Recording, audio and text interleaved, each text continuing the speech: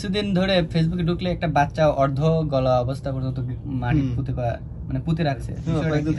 আমার সামনেও আসতেছে, দেখেন আচ্ছা তাড়াতাড়ি আচ্ছা গা মারে গাটা মারে দানা দিলে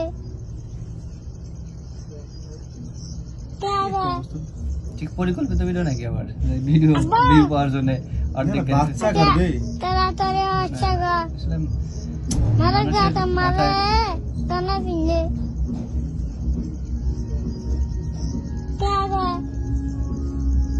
এটা চট্টগ্রামের কাহিনী। চট্টগ্রাম মানে ভাষাটা চট্টগ্রামের, মানে তাকে কোন দুষ্কৃতিক লোক অপহরণ করে অর্থ দাবি করতেছে। করুক, ঠিক আছে, তাই জন্য বাচ্চাকে এরকম অর্ধ গলা অবস্থা পর্যন্ত করুক মানে ও না মানে মানে সে মানে বলতেছি যে বাচ্চাটা তো অত ছোট বাচ্চার উপরে এত নির্যাতন করার কি আছে?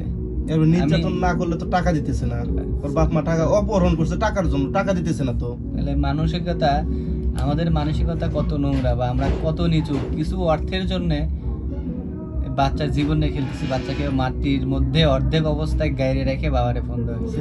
এই ভিডিওটা তৈরি করে আমার বাবাকে দেখাইতেছে আবার অনলাইনেও প্ল্যাটফর্মেও সারা সবাই দেখতেছে।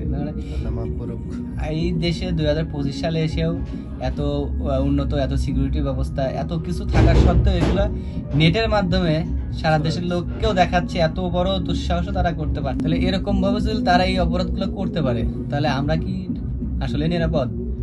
নিরাপদ এখানে আমি প্রশাসনকে কিছু দোষারোপ করতে পারি, কারণ প্রশাসনের কাছে এই লোকের বাবাটা গেছে, এই ছেলেটার বাবাটা গেছে, যাওয়ার পরে বলার পরে এখন ইতিমধ্যে ওরা তো চাপ সৃষ্টি করতেছে। আমার তো বাচ্চা, আমার তো দেখতে হবে।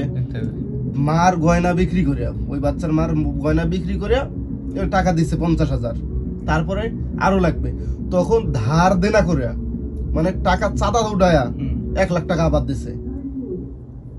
তাহলে পুলিশ প্রশাসন থাকে, আমাদের লাভটা কোথায় হলো? এখন না, আমাদের আমি বলতে চাচ্ছি লাভটা কি, যে একজনকে কিডন্যাপ করলে তাদেরকে উদ্ধার করে দেবে, এটাই কিন্তু আমাদের প্রাপ্য না। আমরা প্রশাসনের কাছে এড়িয়ে যাচ্ছি না। এখন আমাদের দেশে যারা এই ধরনের অন্যায় করার সাহস পাচ্ছে, নেটে ছাড়ারও সাহস পাচ্ছে, তাদেরকে দেশ থেকে কি বলে উদ্ঘাটন করতে হবে, উচ্ছেদ করতে হবে। তাদেরকে হয়তো মেরে ফেলতে হবে, আসলে কথা যদিও রুট হয়ে যাচ্ছে, বা এদের একটা ব্যবস্থা নিতে হবে।